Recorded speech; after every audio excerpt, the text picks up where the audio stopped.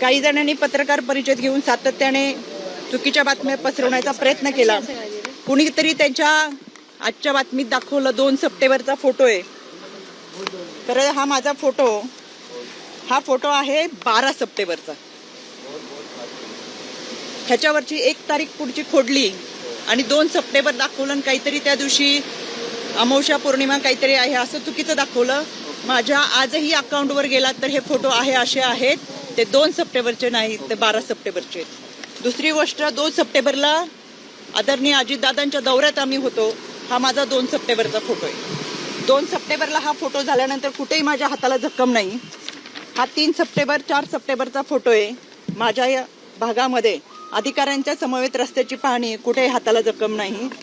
हा 4 सप्टेंबरचा आहे. आणि हा 5 सप्टेंबरचा फोटो आहे. कुठेही हाताला जखम नाही. कुठला दिवस होता, काय होता विधी तो माहित नाही. आणि हा 6 सप्टेंबरचा आहे. कोणतीही हाताला जखम नाही. कायद्याच्या चौकटीतून ह्या सगळ्यांना आम्ही नोटिसा पाठवू. चुकीच्या पद्धतीने बदनामी करणं, अश्लील टीका टिप्पणी करणं, खोटे नरेटिव्ह सेट करणं, खोट्या बातम्या प्रसाद करणं, या सगळ्यांच्या बाबत कायद्याच्या चौकटीतून प्रक्रिया नक्की करेल. मी परत सांगते, यामध्ये जी व्यक्ती होती ती दोषी आहेच, त्याच्यावर कठोर कारवाई झालीच पाहिजे.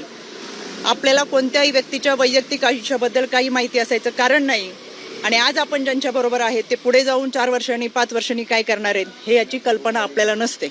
त्याच्यामुळे या व्यक्तीवर कठोर कारवाई व्हावीच ही मागणी मी आज केलेली आहे. आणि या सगळ्या गोष्टींचा निष्पक्षपणे तपास व्हावा. त्याच्यामुळे मी आज राज्य महिला आयोगाच्या अध्यक्षपदाचा राजीनामा माझ्या नेत्या आदरणीय सुनेत्रा वहिनी यांच्याकडे मी सुपूर्द केलेला आहे. याबाबतचा जो काही निर्णय असेल तो आदरणीय वहिनी घेतील. आपल्याशी बोलण्यासाठी मी सविस्तर पुराव्यासहित पत्रकार परिषद घेईल. महाराष्ट्रातील सर्व बातम्यांचे विश्वासार्ह व्यासपीठ. सकाळच्या सर्व सोशल मीडिया प्लॅटफॉर्मला लाईक, फॉलो आणि सबस्क्राईब करा. तसंच सर्व नोटिफिकेशनसाठी बेल आयकॉन प्रेस करायला विसरू नका.